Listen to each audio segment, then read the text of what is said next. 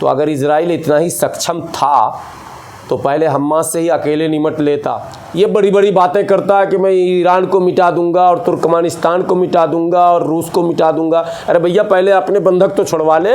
पूरे दुनिया में अशांति का प्रतीक है अमेरिका, पूरे दुनिया के आतंकवादियों का उस्ताद है अमेरिका।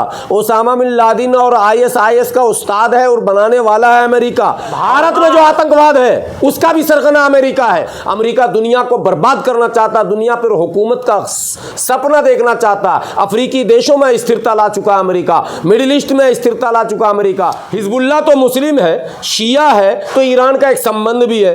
अबे वहां तो यहूदी है, ईसाई का क्या संबंध? वही ईसाई ना हिटलर, जिसने यहूदियों को मारा था। तो हिटलर का औलाद अमेरिका फिर दोस्त कैसे हो गया?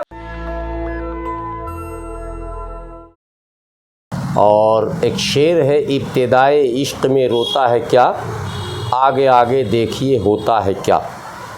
इस वक्त जो हालात हैं मिडिल ईस्ट के, पूरा यूरोप अमेरिका समेत अपनी तमाम लाव लश्कर के साथ, फौजी बेड़े के साथ और फौजियों के साथ, यहाँ तक कि बरतानिया की जो सबसे टॉप की फ़ौज है, कौन नेवी उनको बोलते हैं, बहुत सबसे टॉप की नेवी है वो नेवी, और ईरान अमेरिका के 50,000 टॉप के फ़ौजी इजराइल में डेरा डाले हुए हैं।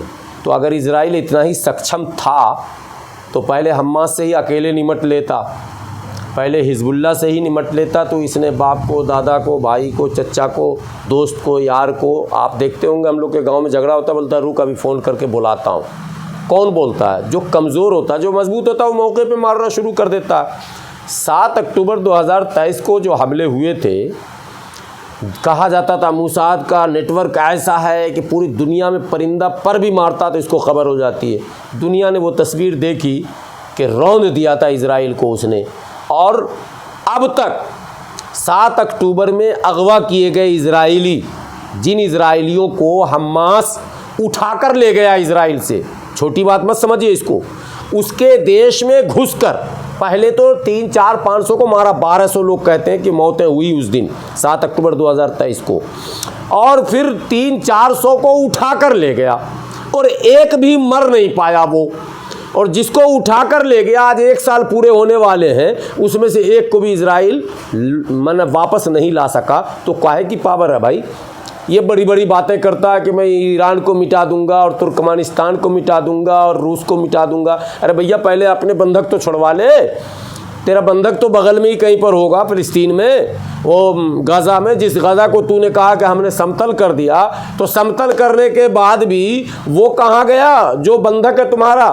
तुम्हारे देश में धरना प्रदर्शन चल रहा था, इसके चक्कर में उससे बचने के लिए सरकार गिराने की बात हो रही थी, फिर से चुनाव करने की बात हो रही थी। बेंजामिन नेतन्याहू के खिलाफ आक्रोश बढ़ रहा था। बेंजामिन नेतन्याहू ने उस आक्रोश को देखते हुए युद्ध का दायरा बढ़ा दिया और देश में इमरजेंसी लगा दिया। ये सारे लोग जानते हैं कि वहाँ इमरजेंसी लगा हुआ है। लेकिन आप जो इस हमले को कैसे देखते हैं जिस तरह से ईरान ने इजराइल पर किया? ईरान ने देर से सही कदम उठाया है। बहुत पहले ईरान को इसमें इंटर होना चाहिए था, और अमेरिका की ख्वाहिश और मंशा भी यही थी कि ईरान सीधे सीधे इसमें उतरे। सो अमेरिका की ख्वाहिश पूरी हो गई है। अब अमेरिका भी अपनी ताकत दिखाएगा, अमेरिका भी अपने तमाम हथियारों का प्रदर्शन करेगा। ईरान पर तो हमले होंगे, 100% होंगे, लेकिन ये जो लंबे लंबे दावे हो रहे हैं कि ईरान को नक्शे से मिटा देंगे और घुटनों के बल ला देंगे, तो नक्शे से इन्होंने अफगानिस्तान को भी मिटाने की बात कही थी।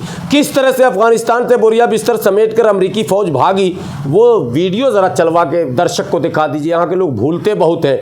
वो दृश्य हम लोगों ने देखा कि अमेरिकी फौज जब भागने लगी तो अमेरिका के दलाल और चमचे जो अफगानी थे, वो उनके हेलीकॉप्टर और जहाज में लटकने लग गए कि भैया हमने तुम्हारी मुखबिरी की इतने दिनों तक। आप सुपर पावर के बारे में सुपर पावर, अरे सुपर पावर जब भागा ना अफगानिस्तान से, तो कुत्ते की तरह भाग रहा था, जैसे कुत्ता भागता है देख के शेर को। ऐसा भागा था, पूरी दुनिया ने देखा, हेलीकॉप्टर तक न ले जा सका, अपना सामान नहीं ले जा सका, सब छोड़ के भाग गया भाई। उसने कहा तालिबान से कि हाथ जोड़ता हूं, मुझे कम से कम भागने तो दो।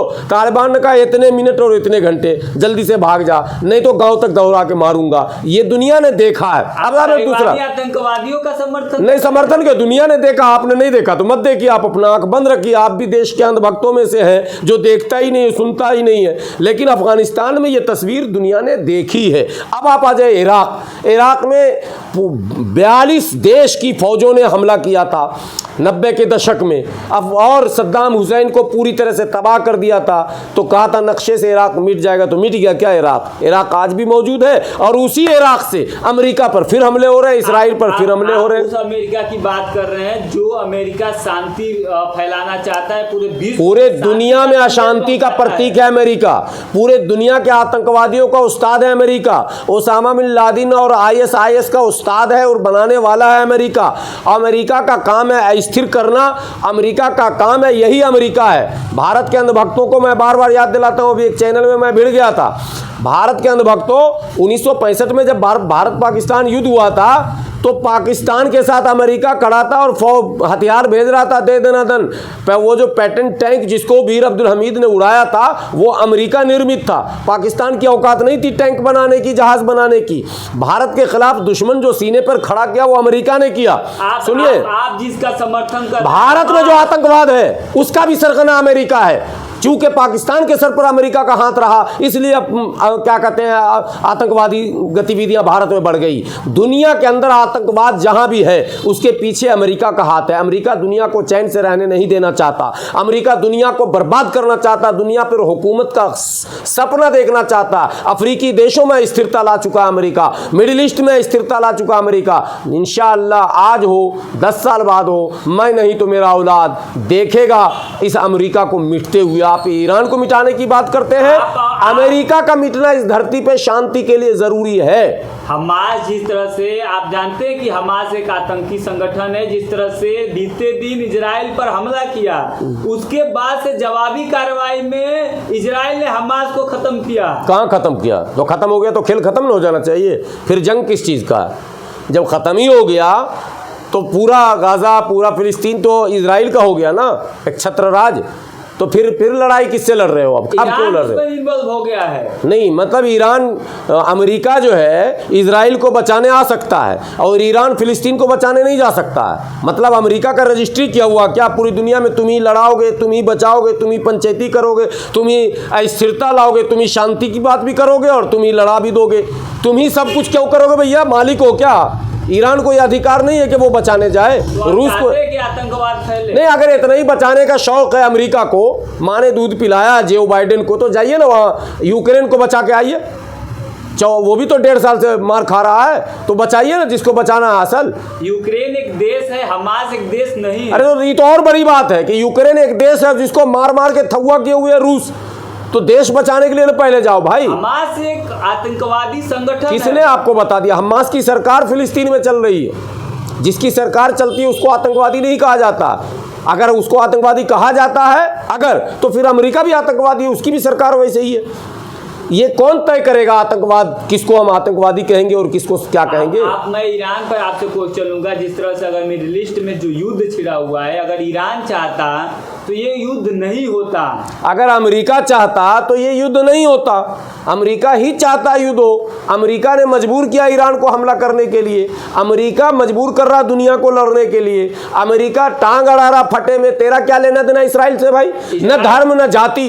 इस फिलिस्तीन तो मुस्लिम है, हिजबुल्ला तो मुस्लिम है, शिया है, तो ईरान का एक संबंध भी है। अबे वहां तो यहूदी है, ईसाई का क्या संबंध? वही ईसाई ना हिटलर, जिसने यहूदियों को मारा था। तो हिटलर का औलाद अमेरिका फिर दोस्त कैसे हो गया? ये पहले सवाल अमेरिका से है ना भाई। अमेरिका का कौन सा संबंध है इसराइल से?